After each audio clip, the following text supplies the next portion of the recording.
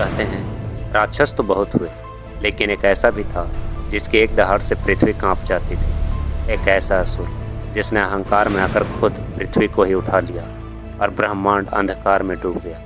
नाम था हिरण्याक्ष और उसकी मृत्यु स्वयं विष्णु के अवतार वराह के हाथों लिखी गई। लेकिन क्या आप जानते हैं हिरण्याक्ष इतना शक्तिशाली कैसे बना और क्यों उसने पूरी पृथ्वी का अपहरण कर लिया था? सृष्टि के प्रारंभिक काल में कश्यप ऋषि की पत्नी दीति से 2 पुत्रों का जन्म हुआ, हिरण्यकशिपु और हिरण्याक्ष।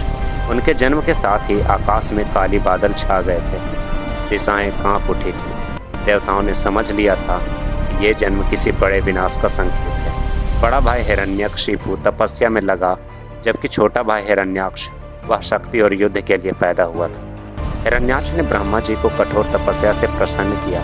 तपस्या इतनी भयानक थी कि अग्नि भी उसके शरीर को जला न पाई, वर्षा भी उसे छू न सकी।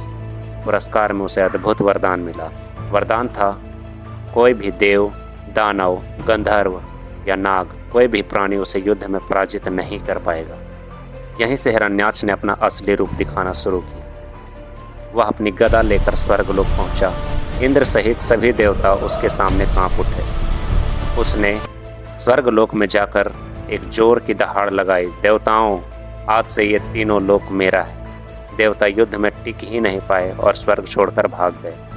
तभी हिरण्याक्ष ने देखा पृथ्वी यानी भूदेवी जल में तैर रही थी। उसने सोचा अगर मैं पृथ्वी को ही चुरा लूं तो कोई मुझे चुनौती नहीं दे पाएगा। वह गहरे पाताल के महासागर में उतरा। एक विशाल तूफान उठा, समुद्र गरजने लगे। हिरण्याक्ष ने पृथ्वी को अपने शक्तिशाली भुजाओं में उठाया और पाताल की ओर ले गया। इस घटना से ब्रह्मांड का संतुलन बिगड़ गया। देवता ब्रह्मा जी के पास पहुंचे। भगवान, अगर पृथ्वी वापस नहीं आई तो संसार नष्ट हो जाएगा। ब्रह्मा जी चिंतित बैठे थे कि तभी उनके नासिका से एक छोटा जंतु निकलता है। धीरे धीरे यह जंतु बढ़ता जाता है। कुछ ही क्षणों में वह एक विशाल वराह यानी सूकर में बदल जाता है। सभी देवता आश्चर्य से देख रहे थे। यह कोई साधारण जानवर नहीं है, ये तो स्वयं श्री विष्णु है। वराह ने गूंजती हुई आवाज में कहा, मैं पृथ्वी को वापस लाने जा रहा हूँ और हिरण्याक्ष के अत्याचार का अंत भी मैं ही करूँगा। पाताल के सागर में अंधेरा था, लेकिन अचानक एक विशाल चमक दिखाई दी। वराह भगवान पृथ्वी को ढूंढ रहे थे।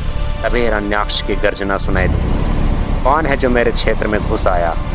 वराह बोले, पृथ्वी मेरी संतान है, उसे मैं लेने आया हूँ।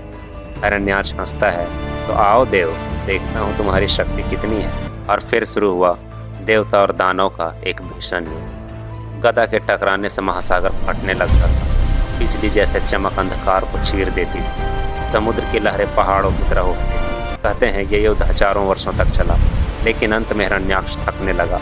उसका अहंकार टूट चुका था। वराह ने एक प्रचंड प्रहार किया।